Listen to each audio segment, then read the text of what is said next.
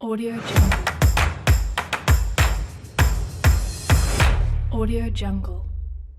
Assalamualaikum warahmatullahi wabarakatuh. Selamat pagi. Salam Pramuka.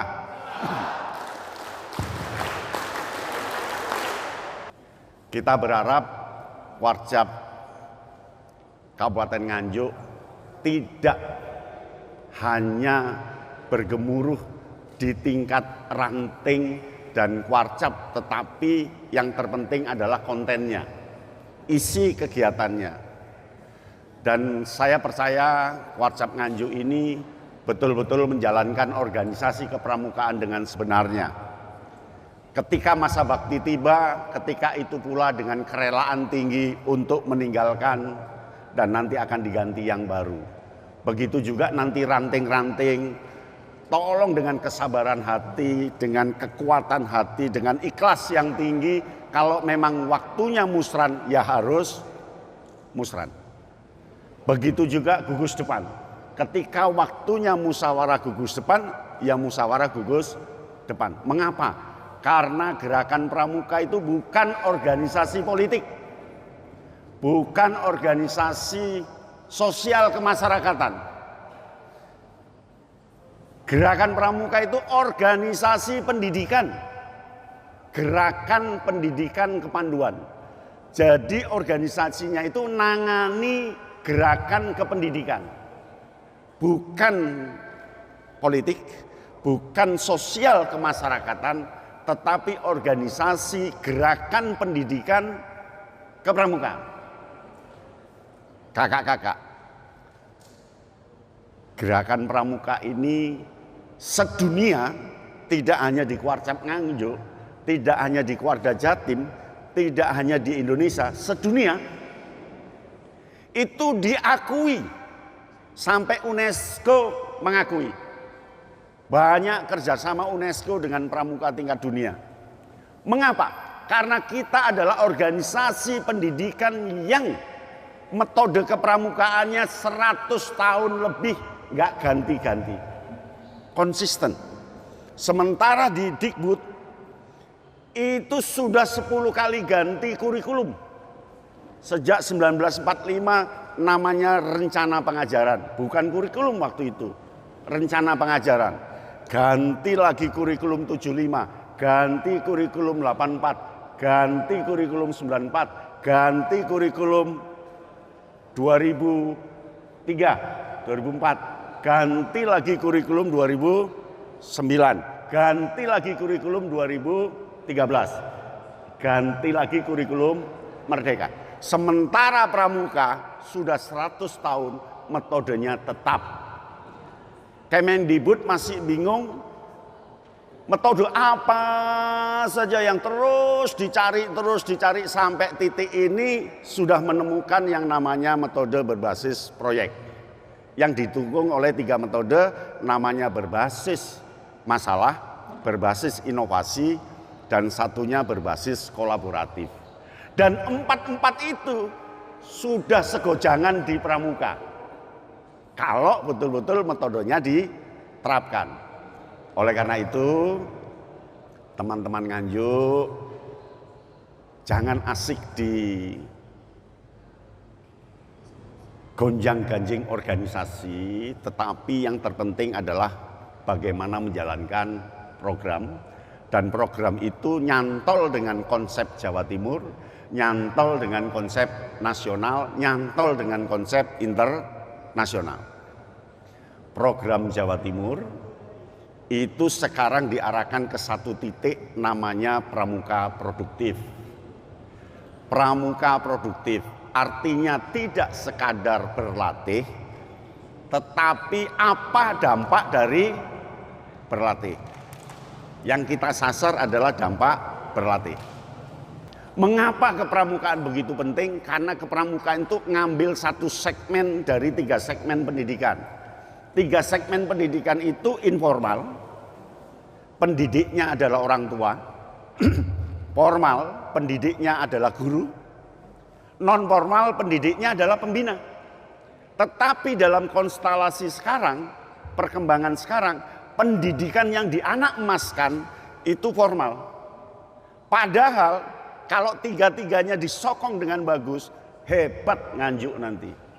Pramuka akan menjadi hebat, generasi muda menjadi hebat. Mengapa? Karena pendidikan non formal ini mengambil segmen yang tinggi. Contoh, petani. Apakah ada sekolah petani? Gak ada. Tetapi mereka bisa jago petani dari mana? Pendidikan non formal. Takok tonggone. Jagung jenengan kok sae-sae to, Pak? Iya, namung dipupuk perentile kambing lho, Le. Sesuk niru dadi api. Tukang bangunan, apakah ada sekolah tukang bangunan? Gak ada. Tetapi tukang bangunan mahir lewat apa? Non formal. Dan yang lainnya. Jadi kehidupan ini lebih banyak ditopang ketika pasca sekolah lewat pendidikan non formal. Nah, Pramuka ini adalah lembaga yang menyediakan pendidikan non formal di bidang kepramukaan. Kata kepramukaan di situ artinya ketangguhan. Jadi nanti kalau anak Nganjuk itu pramukanya bagus, berarti orangnya tangguh-tangguh. Tapi tangguh yang berdasar dharma. Dasar dharma itu kan intinya peduli pada Tuhan, peduli pada diri sendiri, peduli pada orang lain. Selesai. Kan gitu. Contoh, takwa kepada Tuhan Yang Maha Esa, peduli pada Allah Subhanahu wa taala selaku dirinya bertanggung jawab hidup di alam. Yang kedua, sampai ke 10 itu hubungan antara diri sendiri dan orang lain. Contoh, cinta alam dan kasih sayang sesama manusia. Kepada siapa? Orang lain dan alam. Patriot yang sopan dan kesatria. Patriot kepada siapa? Bangsa dan negaranya. Sopan pada siapa? Orang lain. Kesatria pada orang lain. Patuh dan suka bermusyawarah. Patuh pada siapa? Pada orang lain, pada pimpinannya bermusyawarah. Kan gitu. Rela menolong dan tabah, jelas. Pada siapa? Orang lain. Rajin, terampil dan gembira. Rajin karena dirinya dan orang lain, terampil karena kekuatan dirinya dan orang lain. Kan gitu. Kemudian hemat, cermat dan bersahaja. Bersahaja itu untuk diri sendiri dan orang lain. Kemudian disiplin, berani dan setia. Pasti diri sendiri dan orang lain. Yang ke-9, bertanggung jawab dan dapat dipercaya. Diri sendiri dan orang lain. Nah, terakhir ini suci dalam pikiran, perkataan pada orang lain, dan perbuatan pada alam dan orang lain.